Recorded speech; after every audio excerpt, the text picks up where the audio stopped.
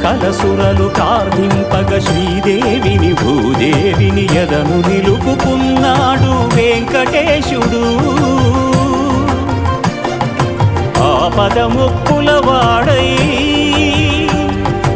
అభయములిచ్చెడివాడై,